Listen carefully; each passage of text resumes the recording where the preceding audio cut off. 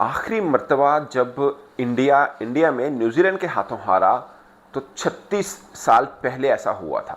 India के लिए जैसे मैंने सामने लिखा हुआ है collapsing twice in a test match.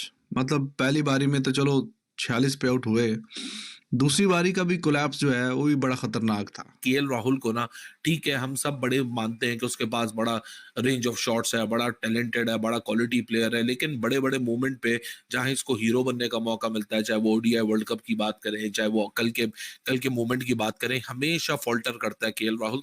अगर मैं इन सिंपल मींस कहूं कि भारत ने तीसरे पेसर को मिस किया तो गलत नहीं होगा। इंडियन टीम ने थर्ड पेसर को मिस तो किया है। अगर इंडिया के पास आज आकाशदीप होता, बल्कि इस टेस्ट मैच के अंदर अगर आकाशदीप होता, तो क्या पता रिजल्ट कुछ छोड़ होते। ये कि न्यूजीलैंड की वो टीम जिसने आज भारत में हराया, उनमें से एक भी खिलाड़ी उस वक्त पैदा नहीं हुआ था। इनके सबसे सीनियर खिलाड़ी इस टीम के अंदर टिम सऊदी हैं, जिनकी एज 35 ईयर है।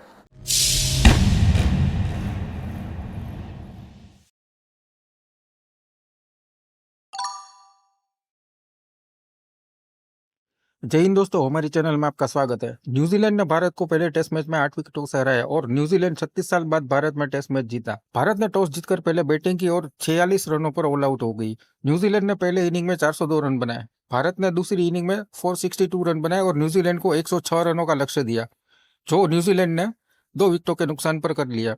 Rachin Ravindra player of the match रहे। रचिन ने पहली इनिंग में 134 रन और दूसरी इनिंग में नॉट आउट 39 रन बनाए। दोस्तों, इस मैच पर पाकिस्तानी क्या कह रहे हैं वो आज हम इस वीडियो में देखेंगे। अगर आपको हमारा वीडियो पसंद आए तो लाइक, शेयर और सब्सक्राइब करें। धन्यवाद। जय हिंद, जय भारत। इंडिया के लिए जैसे मैंने सामने लिखा हुआ है collapsing twice in a test match. मतलब पहली बारी में तो चलो 46 पे आउट हुए, दूसरी बारी का भी कोलैप्स जो है वो भी बड़ा खतरनाक था। 54 रन पे 7 खिलाड़ी आउट हो गए, तो उसने काफ़ी कॉस्ट किया इंडिया को। और फिर एक फास्ट बॉलर की कमी भी महसूस हुई, आज भी आपको महसूस हुई है कि नहीं?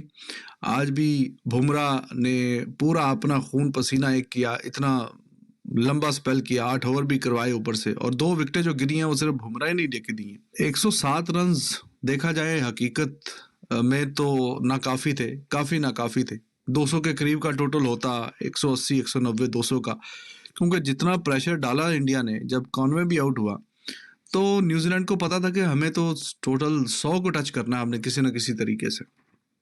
अगर वो 180 190 होता तो शायद और भी कॉशियस होती इंडिया की। जो जब फिर 25-30 रन रह गए तो फिर तो शोल्डर जो हैं काफ़ी डाउन हो गए कि हाँ जी ठीक है। ग्राउंड में जो मौजूद थे प्लेयर्स, जो स्पेक्टेटर्स थे, उनको भी अंदाज़ा हो गया कि हाँ अब ये मैच किस तरफ जाता हुआ नज़र आ रहा है।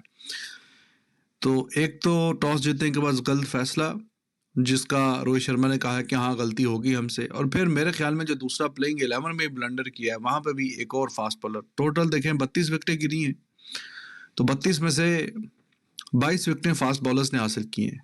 And India went with 3 spinners, और आज भी देखें ना, और 2 फास्ट बॉलर। आज भी देखिए कि आपने जो प्रेशर डाला है ऊपर से, वो तो फास्ट बॉलर्स नहीं डाला।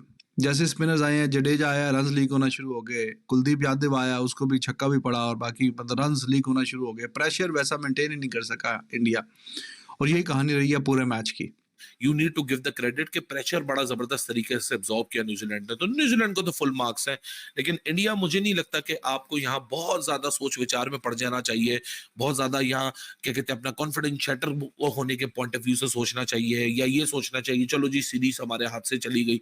मेरे ख्याल से एक अच्छा लर्निंग लेसन है, क्योंकि यहाँ एक और चीज मेरे ख्याल से इंडिया को क्लैरिटी मिलेगी, क्योंकि अभी शुभमन गिल गया तो आपने केएल राहुल को ऊपर किया, सरफराज आया तो आपको वो भी क्लैरिटी मिलेगी कि नहीं जी, केएल राहुल को ना, ठीक है, हम सब बड़े मानते हैं कि उसके पास बड़ा रेंज ऑफ शॉट्स है, बड़ा टैलेंटेड है, बड़ा क्वालिटी प्लेयर है, लेकिन बड़े बड़े मोमेंट पे जहां इसको हीरो बनने का मौका मिलता है, चाहे वो ओडीआई वर्ल्ड कप की बात करें, चाहे वो कल के मोमेंट की बात करें, हमेशा फॉल्टर करता है केएल राहुल। तो मुझे लगता है केएल राहुल एक ही चीज डिजर्व करता है कि इसको मेन स्क्वाड से रिलीज करके रणजी के ग्राउंड में दोबारा भेजा जाए, क्योंकि टेक्निकलिटी के स्केल के ऊपर, या स्किल या क्वालिटी की स्केल के ऊपर तो मेरे ख्याल से कोई क्वेश्चन मार्क है नहीं केएल राहुल के, लेकिन टेम्परामेंट के स्केल के ऊपर मेरे ख्याल से केएल राहुल बहुत ज्यादा लैक कर रहा है, और अब वो वक्त आ चुका है कि he shouldn't be carried forward and he should be sent directly into the Ranji grind. First class season चल रहा है, जाएं और वहां जाके परफॉर्म करें, अपने कॉन्फिडेंस को रीगेन करें, क्योंकि यहाँ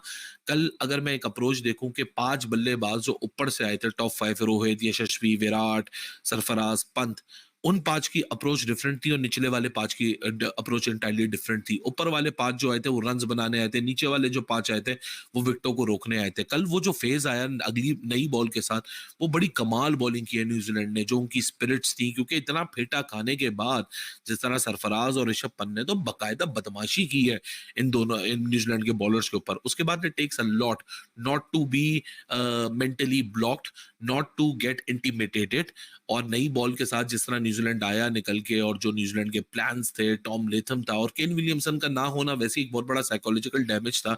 एक बड़ा प्लेयर है न्यूजीलैंड का, और वो जब इनकी 11 भी नहीं था तो जाहिर सी बात है वो आपको बैकफुट पे कर देता है कि मे बी आपको खुद ही शक की निगाह में फेंक दे कि नहीं जी शायद हम यहाँ गेम में पूरे नहीं है। लेकिन न्यूजीलैंड को क्रेडिट देना पड़ेगा कि देखिए उनकी तो गलती नहीं थी कि टॉस रोहित शर्मा ने मिस जज कर दिया और वो कंडीशंस के ऊपर कर लिया। उनको जो जो मोमेंट मिला उन्होंने उस मोमेंट को कैश किया। अगर मैं इन सिंपल मींस कहूं कि भारत ने तीसरे पेसर को मिस किया तो गलत नहीं होगा। इंडियन टीम ने थर्ड पेसर को मिस तो किया है। अगर इंडिया के पास आज आकाशदीप होता, बल्कि इस टेस्ट मैच के अंदर अगर आकाशदीप होता तो क्या पता रिजल्ट कुछ छोड़ होते, क्योंकि आपने देखा ही है कि आज के दिन की अगर मैं बात करूं तो यकीन माने कि अगर मैं झूठ बोल रहा हूं तो मेरे ऊपर कुछ हो जाए। जब इस मैच के पहले 3 ओवर मैंने आज के देखे हैं, 5वें दिन के पहले 3 ओवर, तो दूसरी बॉल के ऊपर ही आ जाते साथ तो वो आउट हो गया था टॉम लैंथम। आज के दिन के पहले 3 ओवर के बाद मेरा ये कहना था इंडिया ये मैच जीत गया। मेरा ये कहना था, जो कि मैं कल तक कहा था नहीं न्यूजीलैंड जीत जाएगा। मैं सुबह जब उठाऊं मैंने बुमराह का वो विकेट देखा टॉम लैंथम वाला, उसके बाद जो 2 ओवर और देखे हैं, मैंने कहा ये मैच इंडिया जीत गया, ये नहीं चेज होगा। क्योंकि जितना बॉल खतरनाक हुआ था, जितने जिसको कहते हैं ना मुश्किल न्यूजीलैंड के बल्लेबाजों को हो रही थी, पहले 10 ओवर देखा जाए तो बहुत ही डेंजरस थे। डेविन खतरनाक एक प्लेयर है, उसका हाथ नहीं खुलने दिया बुमराह ने।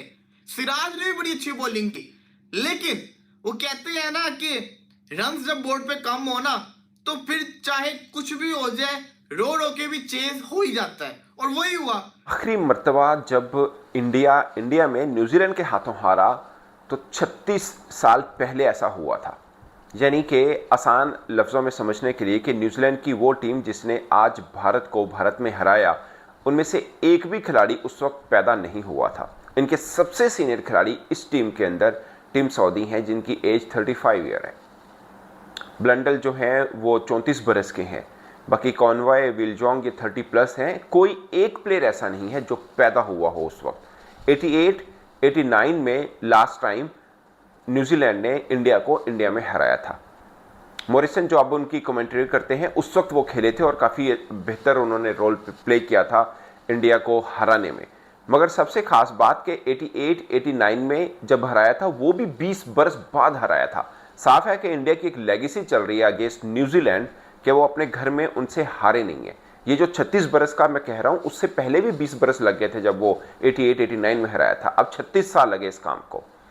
अगला टेस्ट मैच कब हराते हैं वो देखें, कब बारी आती है, मगर ये एक बड़ा कारनामा है। और मुझे लगता है कि ये कह देना कि इंडिया 46 फॉर ऑल आउट हुआ, वहाँ पे मैच हारा, मैं नहीं मानता। मुझे लगता है कि इंडिया दूसरी बैटिंग जब कर रहा था इनिंग में तो काफ़ी लगा कि मैच के अंदर वापस आ चुका हुआ है। साफ है कि इंडिया ने फर्स्ट इनिंग में जो बॉलिंग की स्वाइप बुमराह के, कोई भी बॉलर कुछ खास नहीं कर सका। उसमें अगेन मैं बात करूंगा कि टिम सऊदी के 65 रन हंट किए इंडिया को, क्योंकि अगर यहाँ पे 225, अब तो जाहिर लगा कि 107 का टारगेट भी न्यूजीलैंड के लिए कोई मुश्किल नहीं है। ऑफ कोर्स मुश्किल होगा भी नहीं, अगर विकेट बहुत ज़्यादा डाइसी होती तब भी ना होता।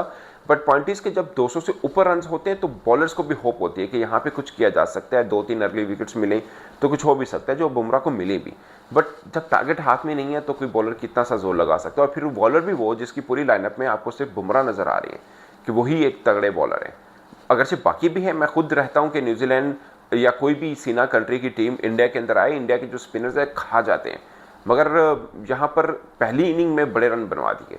मुझे नहीं लगता कि 46 पे ऑल आउट ज़्यादा हर्ट किया इंडिया को। मुझे लगता है कि पहली इनिंग में जो 400 प्लस रन खाए इंडिया ने, मतलब लास्ट टाइम कब हुआ होगा कि इंडिया ने अपने घर के अंदर किसी टीम से खाए होंगे, ऐसा नहीं है, बट उधर से 500 खुद भी मारा होगा, मगर 46 पे ऑल आउट हो और उसी दिन पे बैटिंग शुरू हुई और आप 400 प्लस रन खा गए हैं। रविंद्रा अच्छा खेले थे, उन्होंने 150 कर दिया।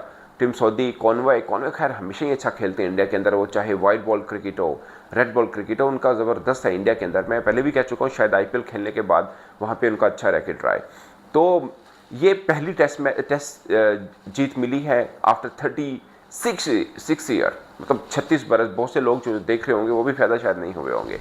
तो ये है कमाल इंडिया का, इंडिया के अंदर कि वो अपने यहाँ नहीं हारते, मगर ये कमाल हुआ है अब न्यूजीलैंड का कि उन्होंने इंडिया के अंदर हराया।